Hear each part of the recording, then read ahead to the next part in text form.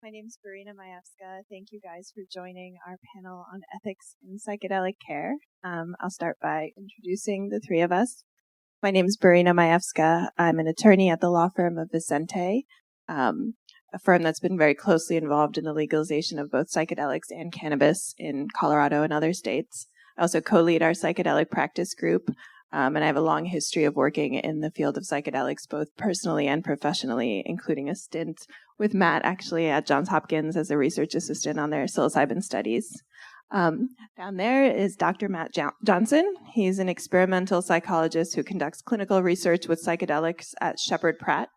For 20 years, he has conducted psychedelic research at Johns Hopkins, playing a role in the modern-day revival of psychedelic research. He's published lots of research on psychedelics in relation to mystical experiences, personality change, tobacco smoking cessation, cancer distress treatment, depression treatment, and psychedelic risks and safety guidelines. And this is Neşe Devenot. Hope I pronounced your last name right. Devenot. Okay, thanks. They are a senior lecturer at Johns Hopkins University's writing program and a board member at Symposia, a psychedelic harm reduction nonprofit. They've contributed to the interdisciplinary field of psychedelic studies since 2010 with research that spans psychedelic bioethics, qualitative research on clinical trials, and the literary history of trip reports. Although Neşe began their career as a psychedelic cheerleader, they are now a prominent critic of the psychedelic industry and its associated hype. I wanted to start by saying that the viewpoints on this panel don't represent Vicente's or necessarily my perspectives on the topic. Additionally, there are a lot of other perspectives which you guys might be familiar with if you're here on the ethics question that are also not represented on the panel. So our goal here was not to try to get a cross-section of every perspective here, but to try to dive deep into a certain viewpoint of psychedelic care that I think these two folks are particularly well equipped to speak about. And with that in mind, I want to set some ground rules for the panel. So for us and also for you guys, when you ask us questions, let's try to approach this conversation with a lot of maturity and kindness. Let's try to believe that a person you disagree with is acting in good faith. So even if you're disagreeing with someone, which we totally welcome in the questions for you guys to do, please do it with respect and a good faith attempt to understand what they're talking about.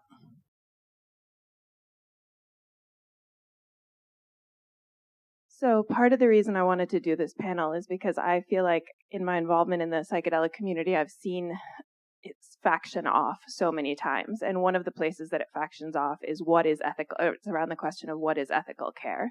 And I think that's a particularly dangerous place for us not to be talking to each other. I think civil conversation on the question of ethics and proper conduct in psychedelic care is one of the most important questions that we as a community face. So the more that we can have a mature and kind conversation, I think the more nuanced our final understanding will be, and the more chance that we will be successful, whatever that means, as a psychedelic community.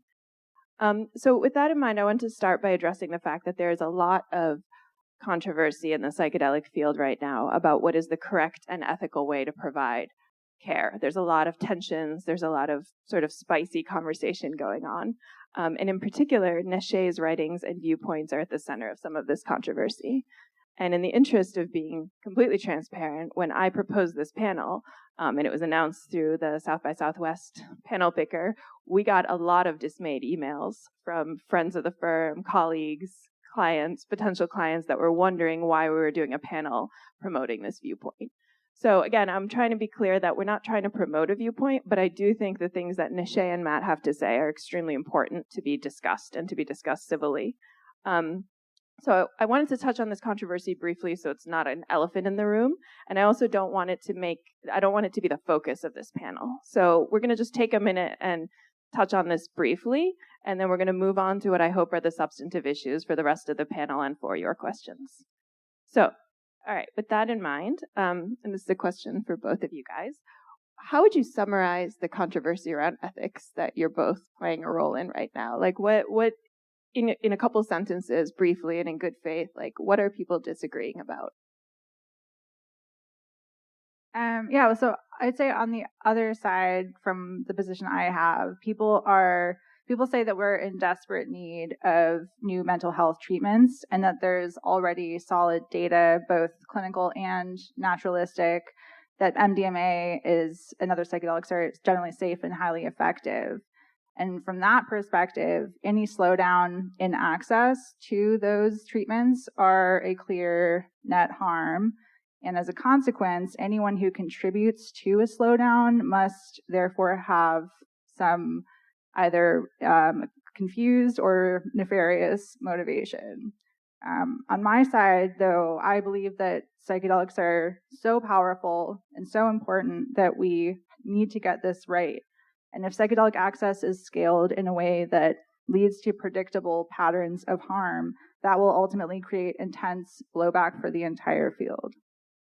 Thanks. What do you think? And something that I've been focused on is the issue of metaphysical beliefs in psychedelic treatments, with psychedelics in general, and the necessity, in my view, of moving forward in developing these as treatments and in their broader use for when they're brought into a formal framework, in clinical research, in, FDA approved potential future use, that therapists, doctors, etc., don't step into the role of religious leader,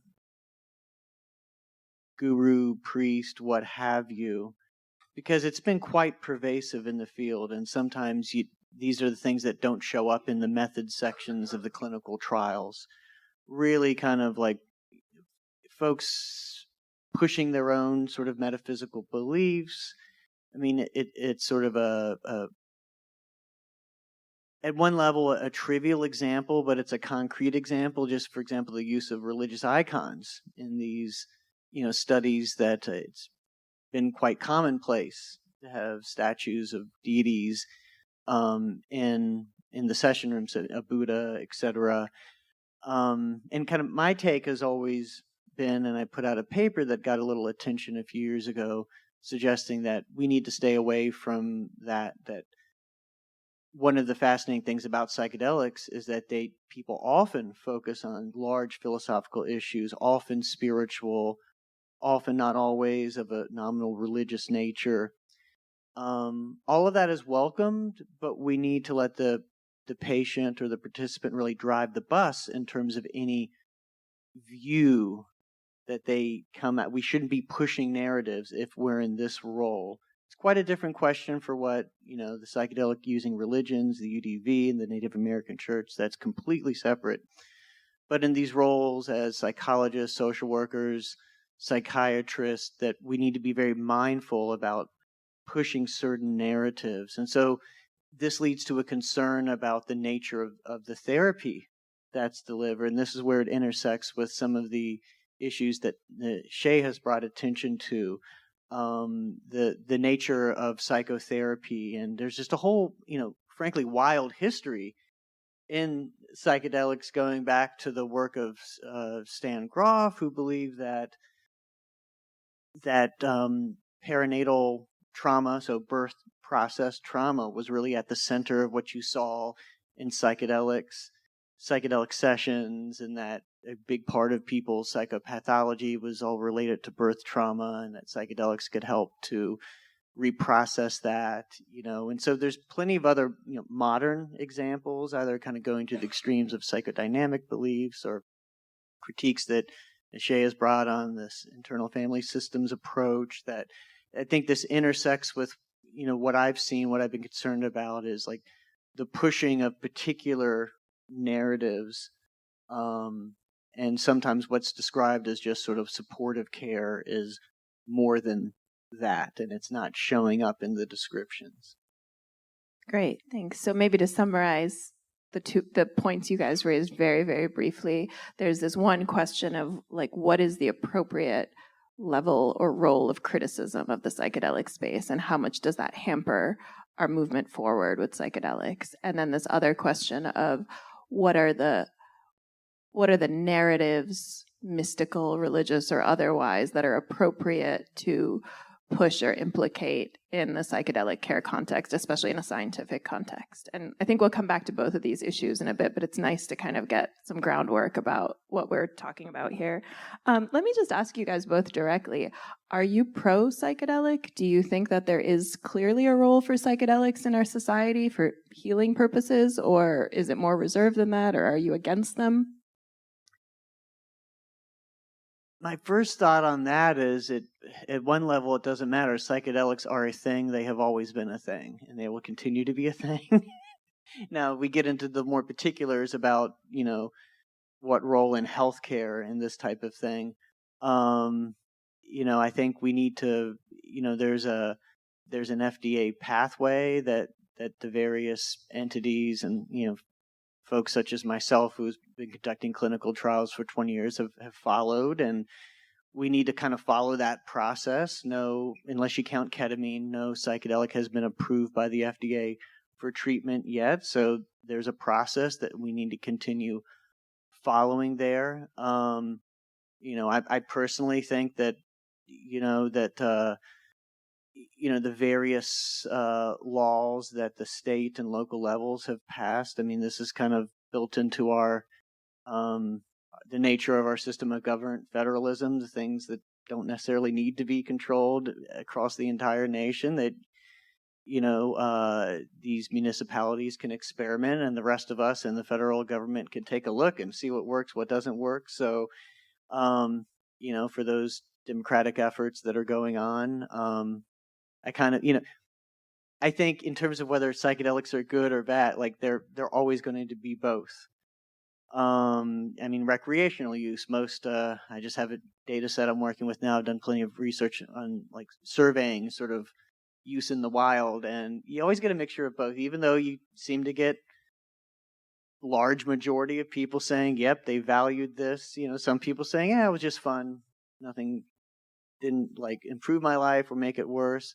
And you get a reliable minority where some really bad stuff happened. It exacerbated mental health issues, or they had an accident, less common, but and you have some kind of mysterious disorders like hallucinogen persisting perceptual disorder, which we need to learn a lot more about. So, it's all of it. The question for me is like, at whatever level, whether we're talking about societal use, whether we're talking about like use for treating medical disorders, what can we do to maximize that good and minimize the bad? Are you prohibition of psychedelics?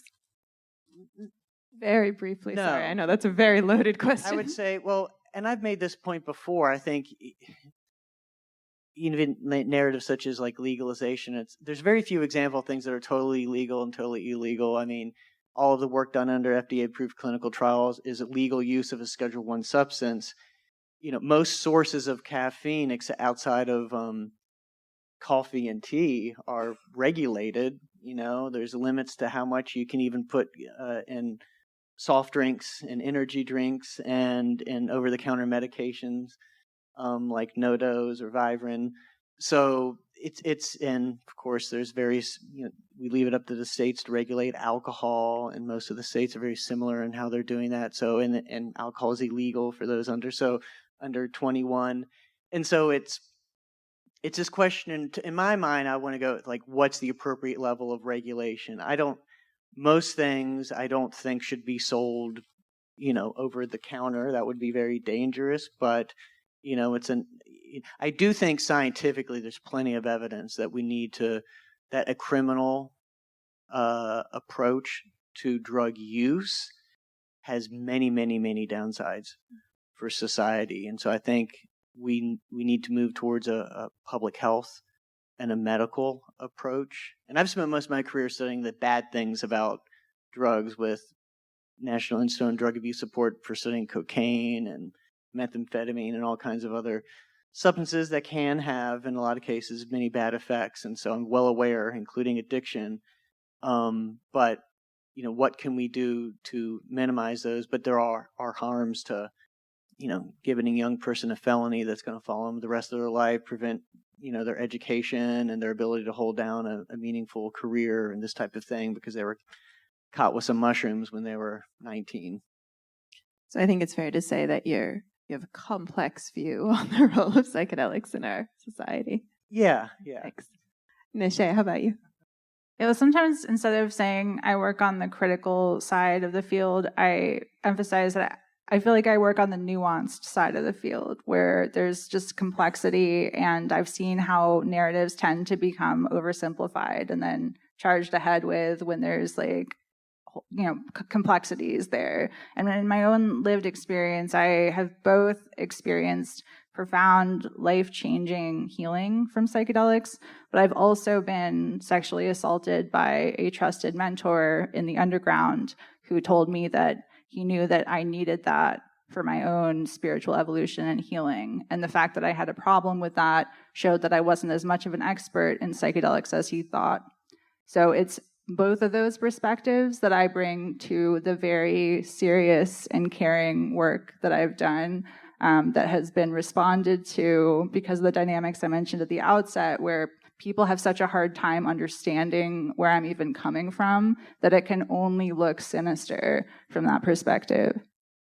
Yeah, thank you for the openness in that answer and the directness. A more straightforward question for you, maybe a tough question. Some of the titles of your articles are really striking. I remember the first time I opened MAPS is an MDMA cult, and I was like, whoa, because I know personally so many people that have been helped by MAPS and related organization studies. Do you think that the way that you talk about these issues is inflammatory? Do you think, is it in good faith? Yeah, well, so inflammatory means to arouse angry or violent feelings, and that's definitely not my motivation. As I told a journalist who was concerned that the word cult stigmatizes new religious movements, I was actually writing for a very specific audience, which did not view this as inflammatory.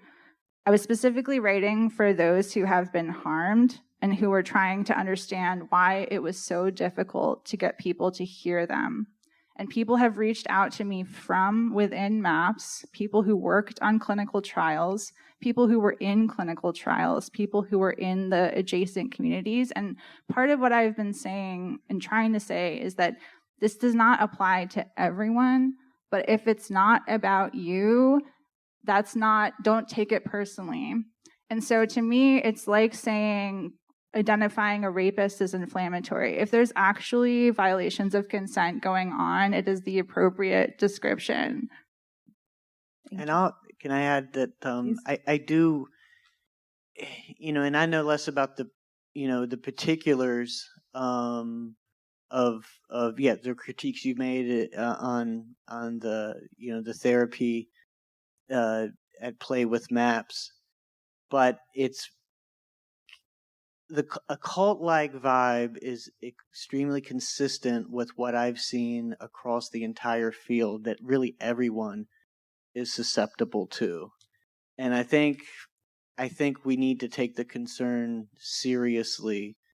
There's very few other areas where it's pretty routine for high-profile people to say, this can save the human species. It's, you're getting at the level of religions and maybe the CIA during the Cold War, into areas where if you're literally saving humanity, if you're bringing humanity to an age of enlightenment where we can truly move past some of these horrors that have plagued our entire existence, that invites an ends justifies the means mentality. So I just want to, say I've seen this filtered in different ways, and not always to the extreme, but in different ways through many different personalities. And so I think moving forward in the field, we have to take these critiques. I have a chapter that's hopefully going to be published at some point discussing psychedelic utopian visions and how this is a threat to the field that we have to hold and navigate. So I think it's a real thing, even if we debate about the nuances of any particular act or any particular system, it's there. Yeah, so thanks. That's a really good segue to some of the more substantive issues rather than the conversation, but actually what's the content of the risks we're talking about? And maybe we can start there. So for both of you guys, like, what is the risk of having this utopian view or this utopian backdrop against, like, in front of which we're trying to navigate psychedelic research or legalization? What's the problem with having a utopian vision? I think in science, it plays out in different ways. In science, it could take sort of like really stacking the deck, like really not going into a trial with an open mind about what, really having a question that you're not sure. You might have your guesses, but you're open to the evidence, but really kind of stacking the deck.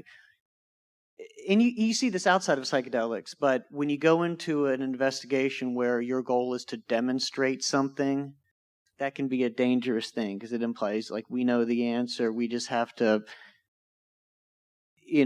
maneuver things to get the result that we know already exists. And you have to, again, it's nuanced because you can have strong guesses. Like I really, because of countless anecdotes and because of clinical trial evidence, I think psychedelics are extremely promising for treating a variety of mental health disorders, but you have to go into any particular trial with an open mind, really following the evidence. Maybe there's something there, but it's not quite as big as you thought it was, or maybe it only works in this type of person, not another type. Maybe it works under these conditions, not other conditions, so it can play out that way. I mean, I think it's a concern for ethics, be it in science or just in the broader society where, again, ends justifies the means. And just any time you have a framework that in many people's minds, including the people involved, where you have access to the divine, the spirit world, God, and many people, use this language to describe psychedelic experiences, that is going to inherently come with risks, and you can think of across any tradition, the sexual abuse scandal in the Catholic Church, where you have a special group of people, and even the vast majority of priests not doing anything wrong, and again, there's examples across any culture and any religion of this. But when you have someone with that level of authority, and especially when that authority comes from God in the eyes of everyone involved, you better be careful, because the bad apples in the system can really use that as cover. So we will continue to see, and unfortunately, despite our best efforts, given what we know already happens in psychotherapy without psychedelics, there's a surprisingly high level of sexual abuse, relationships that are developed between patients and therapists. You're going to see this. You're going to see physicians that are having the sessions at their house on a Saturday night, and guess what? Then they're sleeping with half the people, and then fleecing them out of money for various ventures. So all the stuff you see in cults, you're going to see this guru type of effect. And so that's not a reason not to develop psychedelics. We want to minimize that potential as much as possible, just recognizing this has that same power, like religions, like, strong political ideologies that can provide that type of cover for bad actors. Yeah, there's a lot you said there that I want to loop back around to. Just to touch on the point, what you said at the end there is why we call this panel co-altered states, because we all, as a community, understand that the participant is in an altered state during the session, but the facilitator may also be altered by the relationship, by the power dynamic, by the role in ways that we don't often discuss. And I know that I've looked around and in the underground and in the gray areas, I suppose, and I've seen facilitators that are really good people behaving in really bizarre ways in psychedelic sessions. And they're people that I know personally and that I've been very surprised by. And so that's sort of what started the seed of this panel of like, what's actually happening there that we need to discuss. And so trying to keep some structure here, you raised a lot of really good points. Maybe we stick to the utopia point, kind of roll it back. Neşe, do you have anything to add to that? Is there a particular risk by having kind of saving mankind at risk when we talk about psychedelics? Yeah, well, there's so many, we could spend multiple panels talking about this, but one thing that I've been thinking a lot about recently is just how much of the broader psychedelic field, connecting up to dynamics that I saw in clinical trials, teaches that through the facilitator, the therapist's own psychedelic experiences, they can cultivate the telepathic ability to attune through the relational field and essentially read what it is that their client needs.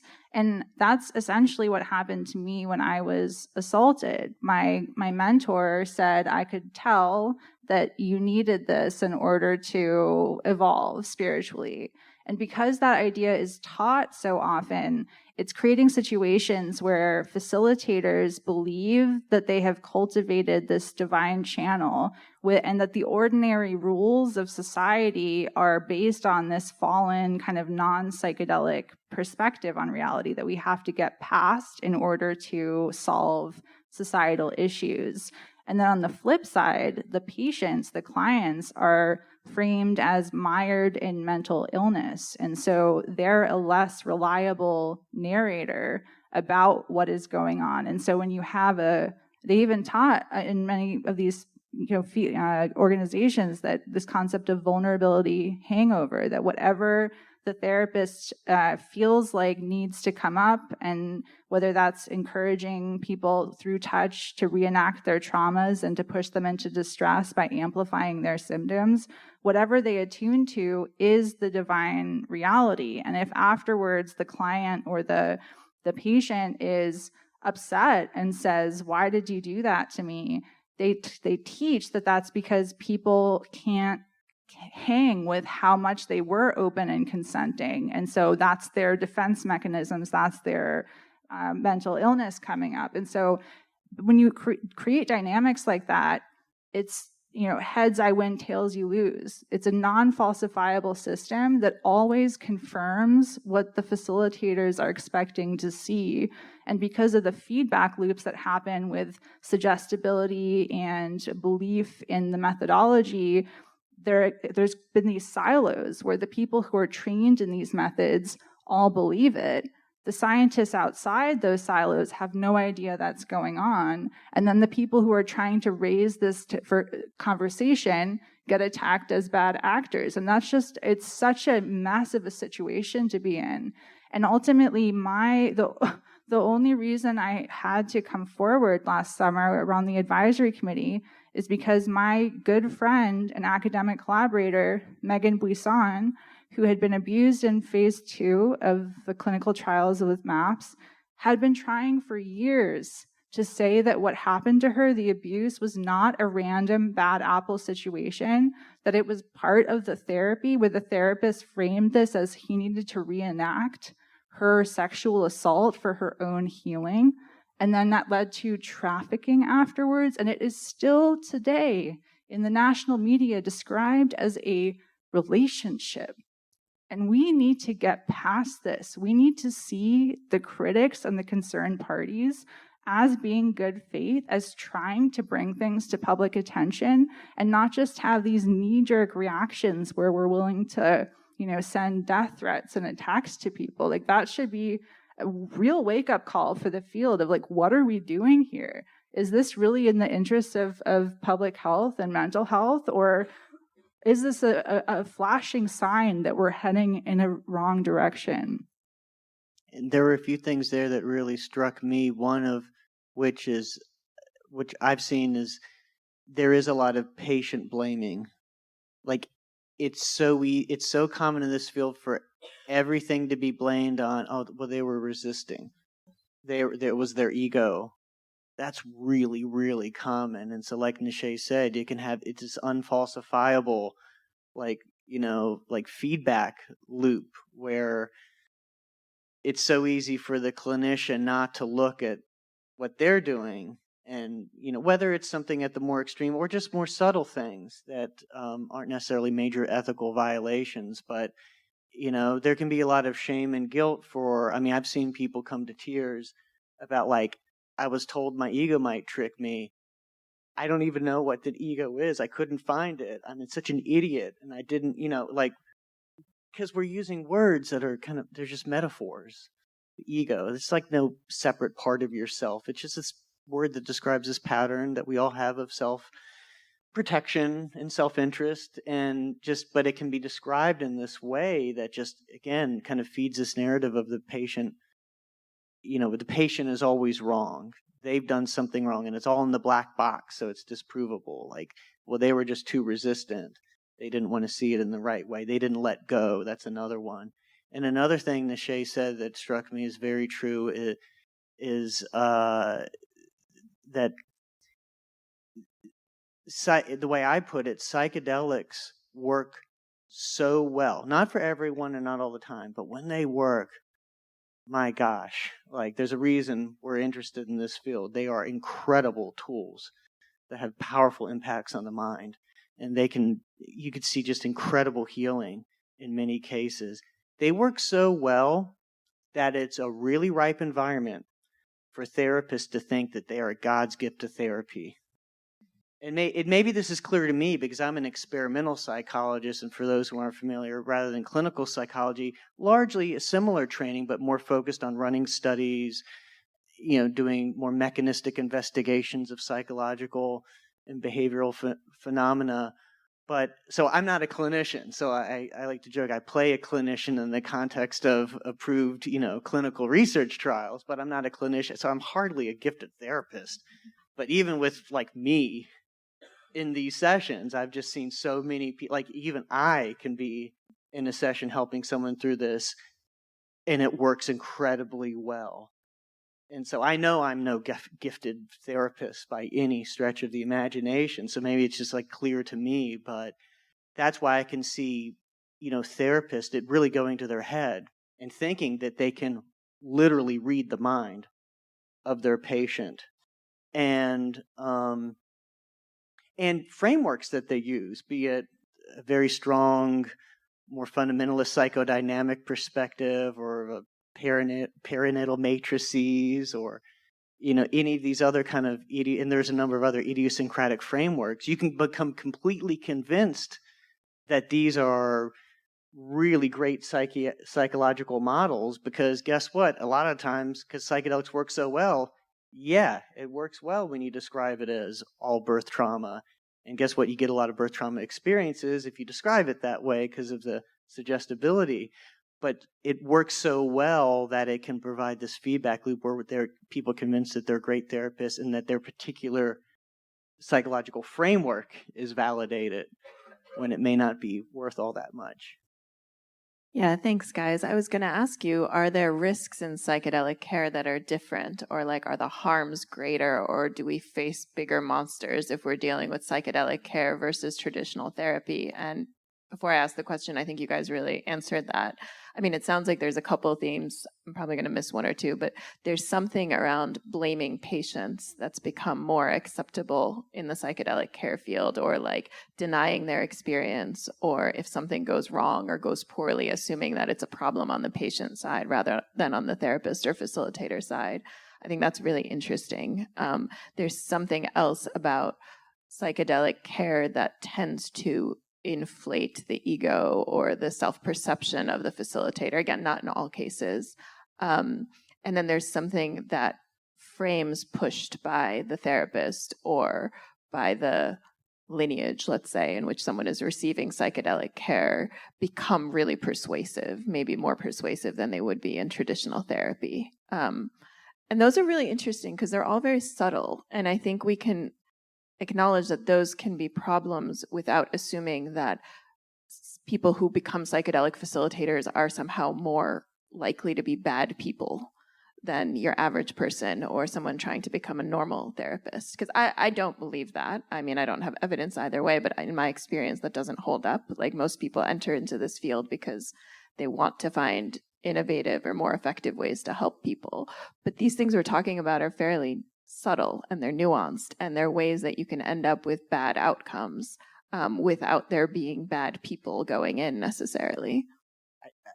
I think so, because like many ethical, like maybe all, like the point is we're all human and we are all susceptible to all of the things that we're talking about to one degree or another. And so if we put it all in the bad apples, then we don't see that in ourselves.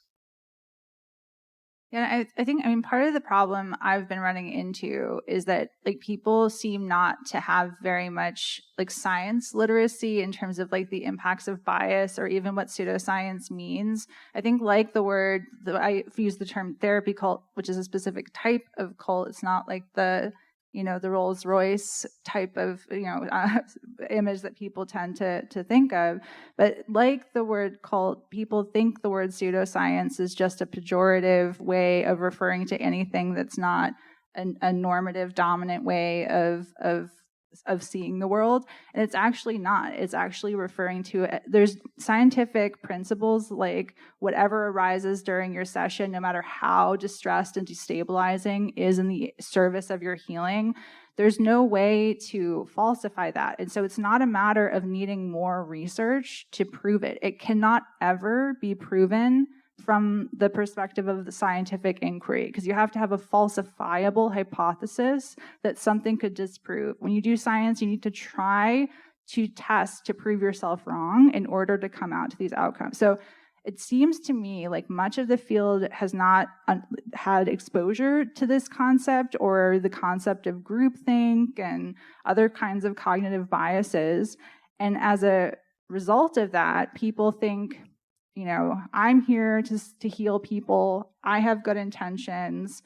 Everyone else that I'm training with is a good person and is trained in the same way. And therefore, any criticism must be the problem.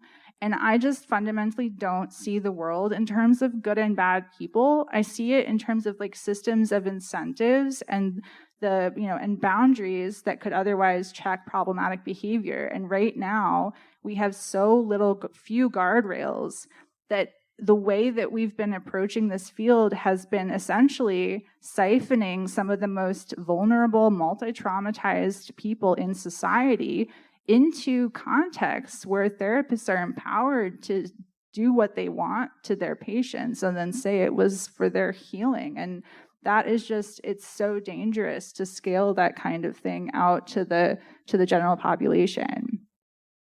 Yeah, thank you. Can we unpack this sense of suggestibility or influenceability when you're under the effect of psychedelics a little bit more? How do you guys see that play out, or what's the problem there? Yeah, there's some older experimental evidence suggesting in different ways that people are more suggestible under psychedelics. And that's probably not surprising to people that are familiar with psychedelics. And so that can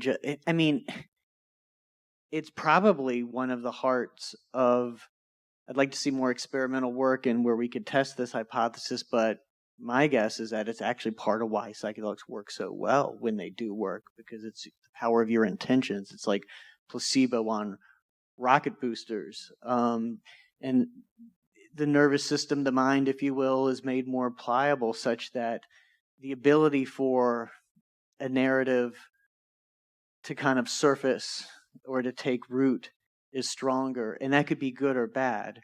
It could be in these kind of realizations about, you're not living up to your higher purpose in life and, what you really want for yourself and moving towards health. Or it could be, moving towards, there's the extreme examples.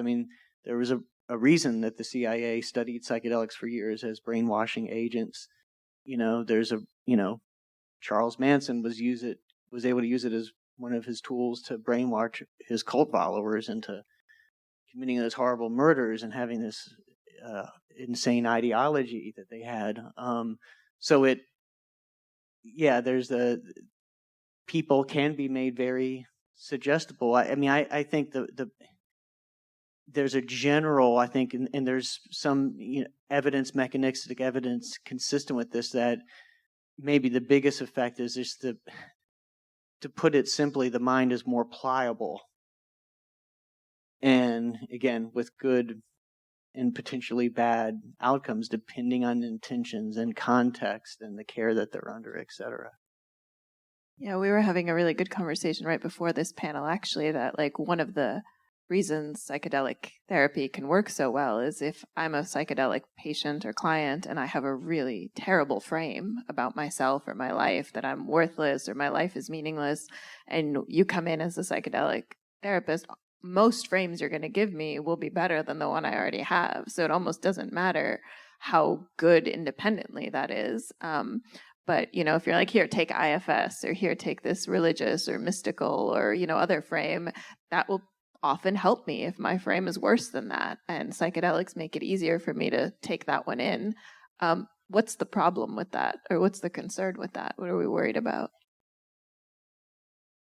Well, just trying to riff on the suggestibility point, because I worked on some data from a research trial that Matt led with smoking cessation with psilocybin at Hopkins.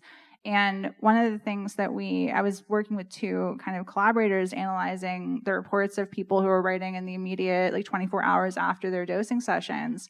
And one of my collaborators said one day, as we were kind of thinking about what to focus on, she was like, is it just coincidence that so many people are saying, I'm done now, I'm a non-smoker?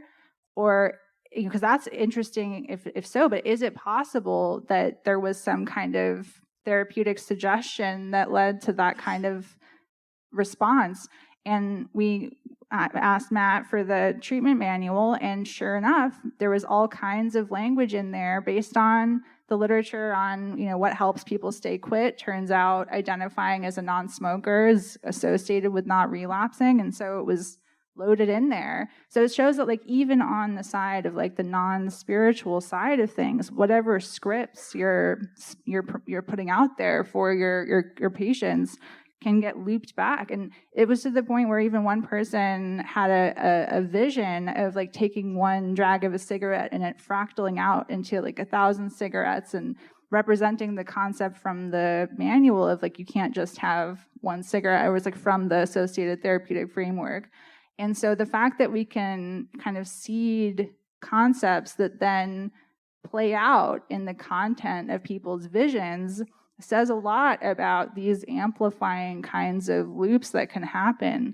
And in order to, if you only have people who are really bought into their own framework and narrative leading these studies, and then they're just going to keep getting confirmations. And so we need to have a lot more people at the table, a lot of other disciplines like the humanities and other kinds of social sciences having a say and kind of giving input. Because the thing about bias is you can only do so much bias training. At a certain point, you have to get diversity of perspective, or else you're caught in an echo chamber of groupthink. And I think that's a big reason of why we have gotten here, is that the field has been so platforming specific kinds of voices and not others. And some of the really important perspectives on this topic have been so sidelined that it's gotten to this really imbalanced point that we are at today. Yeah, and I agree. We need the humanities and other fields to weigh in on the science, because I can't think of a more multidisciplinary area than psychedelics. I mean, it's pharmacology and chemistry and psychology and psychiatry and sociology and the study of religion. It's everything. And I've really appreciated the work, for example, in philosophy. Chris Letherby, he's Australian, has a really interesting book on the philosophy of psychedelics, and he really kind of gets into oh wow, a major theme here is, are people moving from a materialist to non-materialist perspective, and whatever anyone thinks about that, it appears to be a thing, and this is a good, there could be downsides from that. If you're kind of a naturalist, you might be concerned about the directions that goes into, but it's something that wouldn't occur to, for example, your average behavioral pharmacologist, a person trained in cognitive neuroscience. Only someone with a more of a philosophy background, that might be the lens through which they're seeing things, and these sort of meta narratives through which we see the world. Yeah, so let's touch on that for a second. This tension between a materialist worldview and a more mystical or transpersonal worldview. Is that tension in the psychedelic space contributing to these ethical issues? Can we Or another way of asking it, maybe more concretely, maybe more obnoxiously, could we avoid ethical issues if we didn't try to stick psychedelics into a materialist scientific worldview where we're insisting on trials being double-blinded, et cetera, et cetera? Like, could we dodge some of the ethical issues if we kept it in its own transpersonal field? Well, it's a whole other conversation on the double blind. There's pluses and minuses, but I think we're always going to be in this kind of slippery world, and to some degree, these are themes perhaps amplified that are at play in psychology in general. It's always been this field as a psychologist, where there's I was trained a lot in the behavioral analytic tradition of B.F. Skinner and other behaviorists, which is like, no, this is hard science. This is, study of behavior as a natural science. And then there's, you can go as far out as you want to in the field of psychology. And, and to me, it's because it relates to this idea that spiritual phenomena come up in psychedelics. And that's just such a sloppy word. Because I've had people have these extraordinary experiences where you ask them, was that spiritual? Would you consider it spiritual? And they say, well, no, they're describing, like, I see my life as this process and the birth of my children. And, I'm part of this like global network of humanity, and we're all involved with something meaningful. And you say, is it spiritual? And they say, well, no, I didn't see any like angels or, chakras or anything. And then you ask another person with kind of a similar experience. It's like, weren't you listening to me? What do you mean? Of course that's spiritual. So it's like spiritual could mean a whole range of supernatural, not to dismiss it, but what we would call technically supernatural stuff that's not provable, not empirically demonstratable, whether it's the belief in a God or any other, most religious beliefs. Or it could mean, I feel that whether the meaning is out there waiting to be gotten in some sort of platonic form, or whether it's something we generate, that finding meaning in life is good, and feeling connected, particularly to your loved ones and, and family, and then those beyond you, your community, and all of human, like feeling that you're part of something larger than yourself. I mean, these are things that any secular, like Richard Dawkins would say, like, these are great things, of course, like that's all good. And like we call all that spiritual. So it could just mean so many different things. And so, it's like most people, in fact, aren't materialist, whether they claim to be or not, because if you ask them, not everyone, but like, do you love your spouse? Do you love your partner? Do you love your kids? It's like, yeah, it's like, okay, well, prove to me what love is.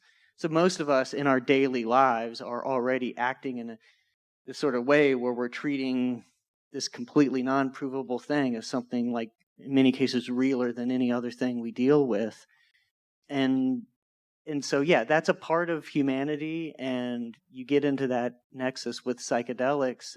I just think it's where I fall is just we have to be careful about navigating that kind of supernatural aspect of it and not denying it, not saying, no, you didn't see the Buddha, you didn't see chakras, you didn't see Jesus or whatever. It's just that, we're not introducing those things. We're not introducing, but just like in the practice of clinical psychology or psychiatry in general, it's not your job to say, no, your God doesn't exist or whatever. But if the person happens to be a believer and that's part of the, it's like, sure, they can talk about that. And like, it just let them drive the bus with that stuff.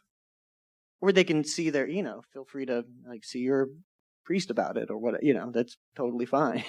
Like, that's not my expertise. Yeah. Interesting. Neşe, any thoughts on that piece?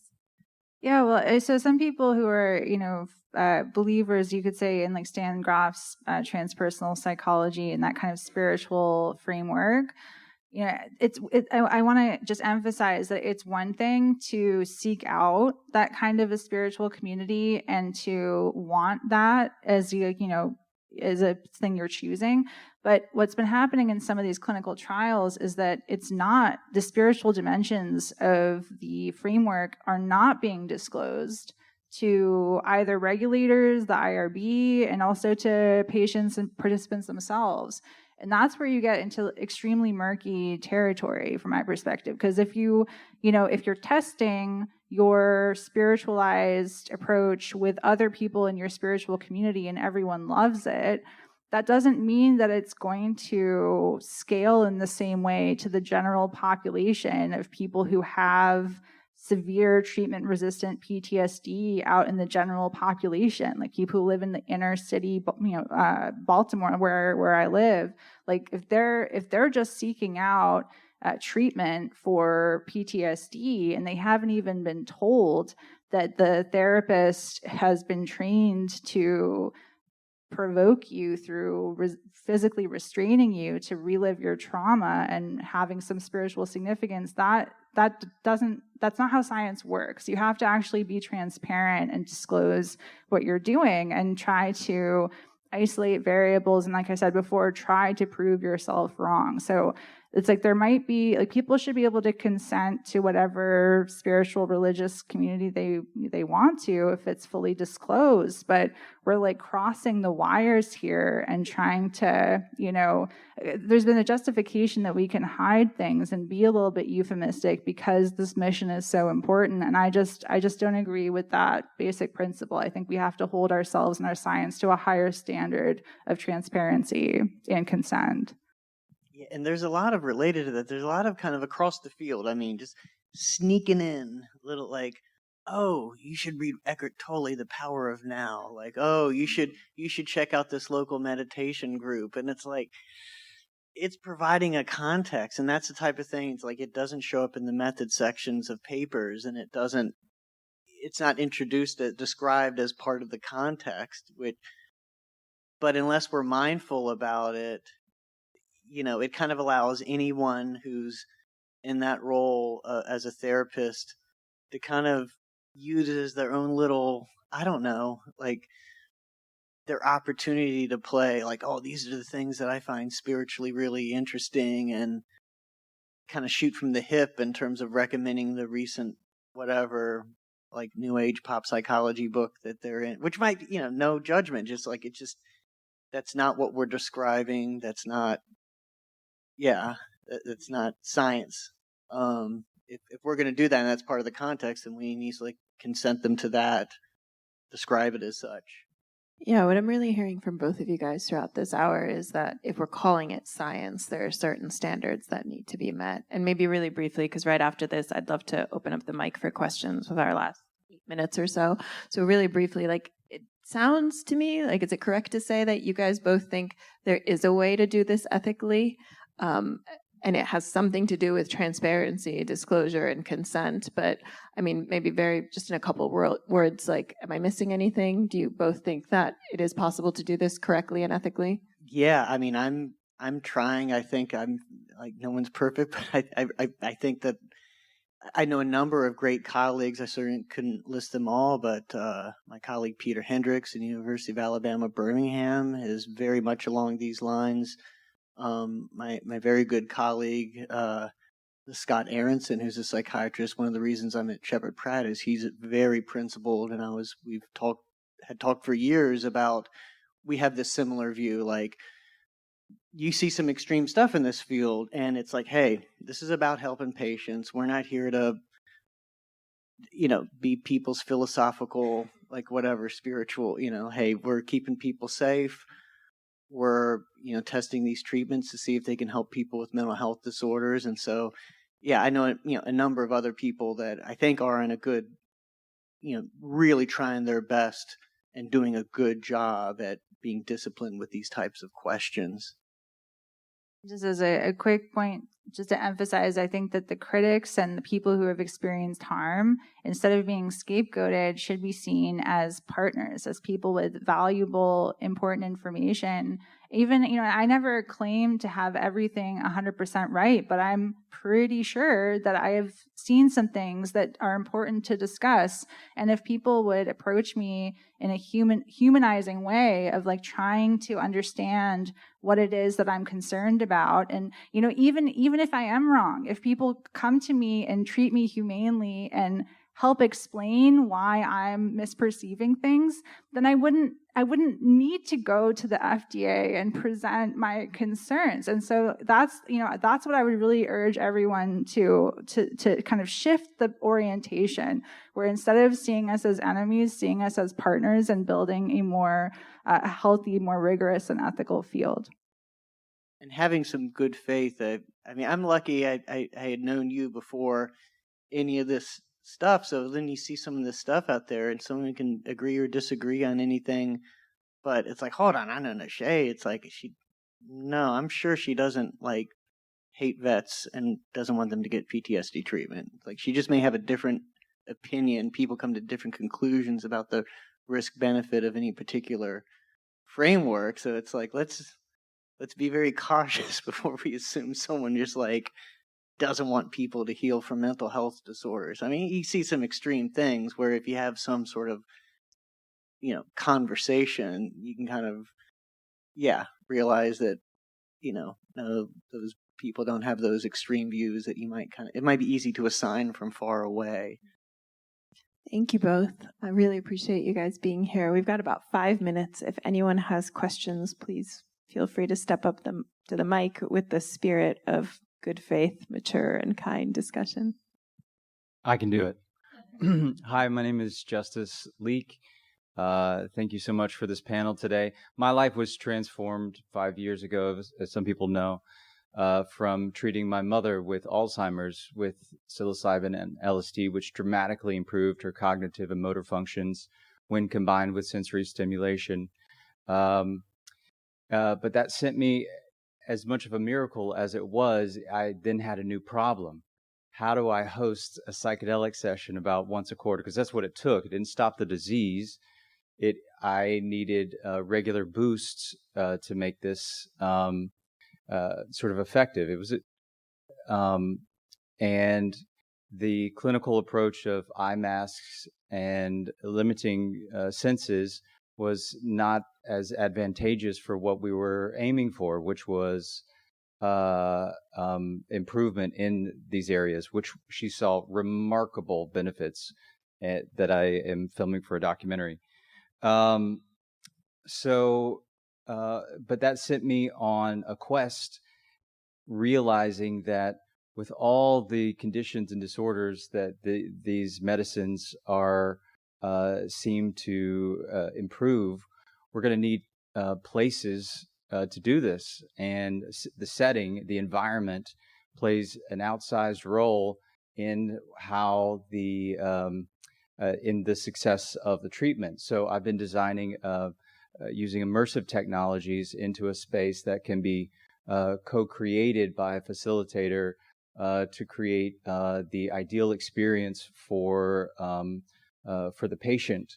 And at the heart of this, did you have something to say? Just go ahead. Yeah, at the heart of just this. Mindful of the time. Yeah. Sorry.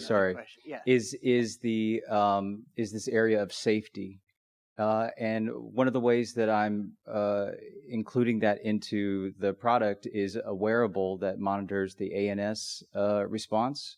So because this was not my technology, I have to kind of just read it. But my question is, this device measures the cardiac impedance it's measuring the signals between the sympathetic and parasympathetic, and by with a pre-interview, we can kind of assess whether those responses are of love, of fear, of so many other things that then could actually provide some data points for both the practitioner and for the patient. Do you see the use of wearables and that sort of thing within this sort of nebulous experience that they're having as a way that can help to shore up people who would be uncertain about this treatment? Yeah. I mean, it's an empirical question. I know folks that are, have developed wearables that are excited about their use. I mean, it's an empirical question. We can get more data in clinical trials to see what benefit. And do survey, if people are doing it on their own, survey research, assessing. It's not as rigorous, but there's some value in assessing people's opinions about what it's done or not done for them. So, yeah, I mean, that's kind of my answer to a lot of the stuff out there. Like, what about this? It's like, well, any data on it is good. Yeah. Like it's certainly possible for sure.